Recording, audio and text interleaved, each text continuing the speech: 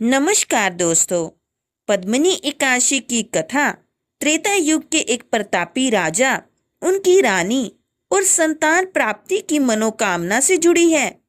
भगवान श्री कृष्ण ने पद्म पुराण में धर्मराज युधिष्ठिर को यह कथा सुनाई थी। आइए इस पौराणिक कथा का श्रवण करते हैं। त्रेता युग में महिष्मती नगरी में राजा कृतवीर राज करते थे।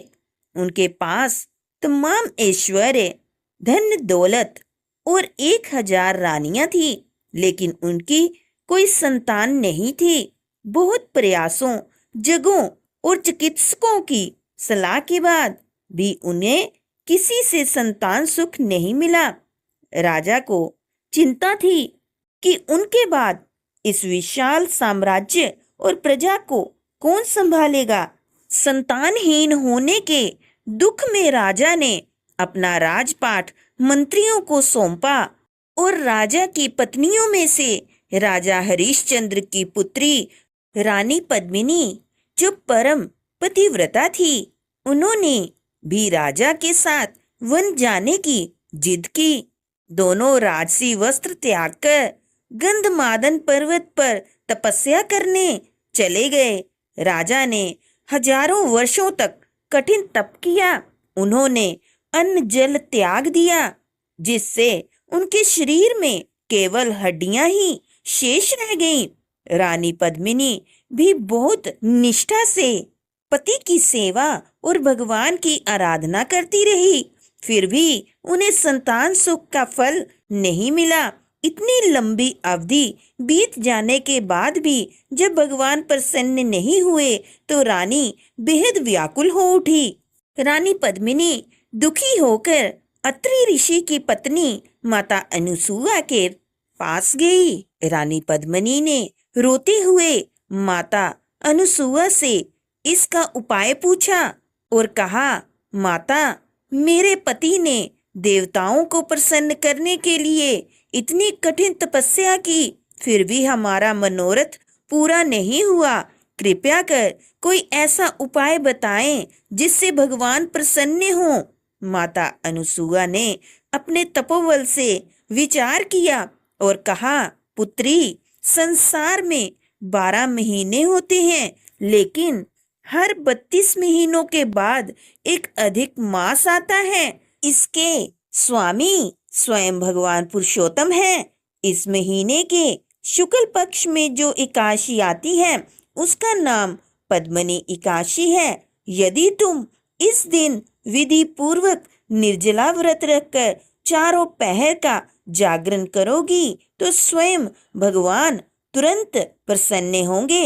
रानी पद्मिनी ने माता अनुसुआ के कहे अनुसार अधिक मास की शुक्ल पक्ष की एकादशी का बेहद कठिन और श्रद्धा पूर्वक व्रत किया।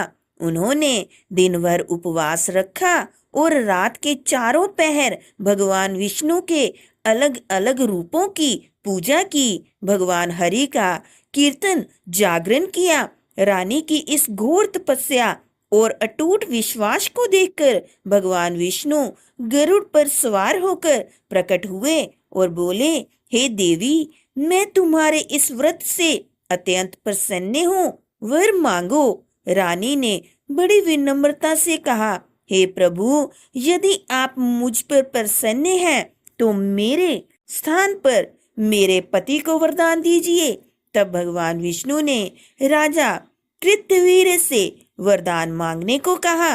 राजा ने वरदान मांगा, हे नारायण, मुझे एक ऐसा पुत्र चाहिए जो तीनों लोकों में सबसे बलवान हो, जिसे देवता, मनुष्य या असुर कोई भी युद्ध में परास्त ना कर सके, कोई भी अस्त्र शस्त्र युद्ध में परास्त ना कर सके, और जिसे केवल आपके अतिरिक्त संसार में कोई और ना जीत पाए।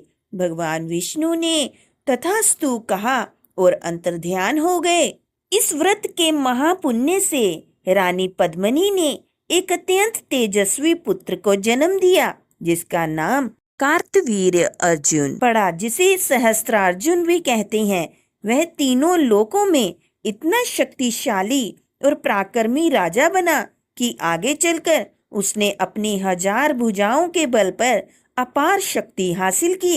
वह इतना शक्तिशाली राजा बना कि जब लंकापति रावण ने उसके राज्य पर आक्रमण किया तो अर्जुन ने खेल ही खेल में रावण को बंदी बनाकर अपनी जेल में डाल दिया।